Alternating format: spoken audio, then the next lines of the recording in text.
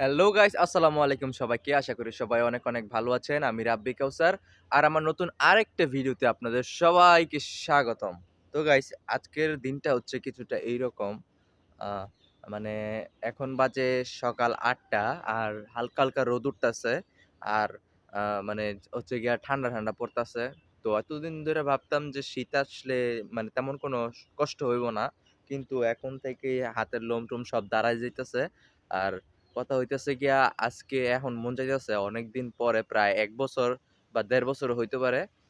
বাড়িতে চা খাই না। এমনিতে ২-১ দিন পর, পর দোকানে বইসা, বইসা খাই। কিন্তু বাড়িতে অনেকদিন ধরে খাওয়া হয় না। তো ভাবলাম যে আজকে একটু চা খাই। তো দেখি কি অবস্থা রান্নাঘরের। তো আমাদের রান্নাঘরের অবস্থা কিছুটা এরকম। সকালবেলার নাস্তা তৈরি করা হইতাছে। এই করা কি? শ্বশুরবাড়ি। কচুরছড়ি। তো আমাদের দোনো চুলা তো একবারে বিজি। চা খাইলে বলে গ্যাস আছে? আচ্ছা। অনেকদিন পরে যেহেতু মন চাইতেছে চা খাওয়ার লাইগা, তো আজকে নিজের চা নিজেই বানায় খাবো।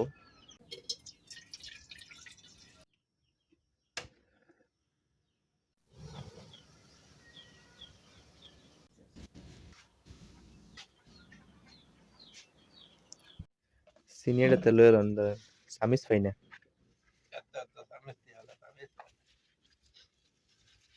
এটা কি? জি।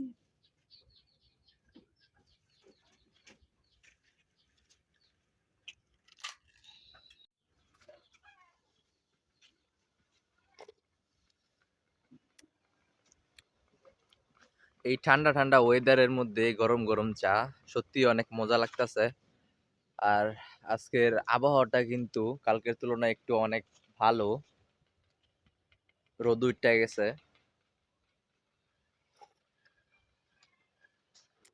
সত্যি খারাপ চা বানায় না কিন্তু।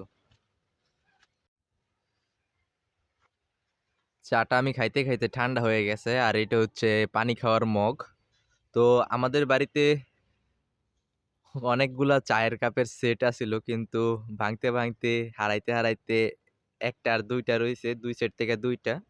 তো আমি মগটাতেই খাই সবসময়। কারণ এটার মধ্যে অনেক সহজ। বিস্কিট-টিস্কিট মাঝে, মাঝে থাকলে ডুবাই খেতে অনেক ভাল লাগে। আর আজকে কোনো কিছু নাই। কয়েকটা চিপস ছিল। ওই চিপস দিয়ে এটা খাওয়া যাইব না।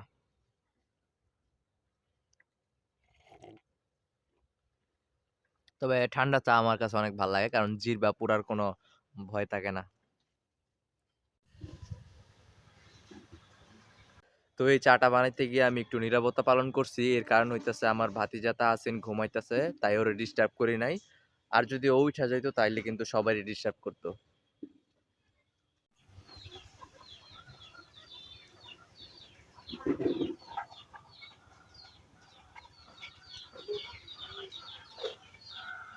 তো গাইস, আই হোপ আপনাদের কাছে ভিডিওটা ভালো লেগেছে। যদি ভালো লাগে তাহলে অবশ্যই একটা লাইক দিয়েন, কমেন্ট করেন।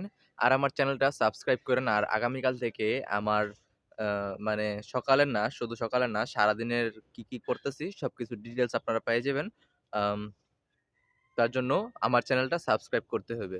তো সবাই ভালো থাকেন, সুস্থ থাকেন। আল্লাহ হাফেজ।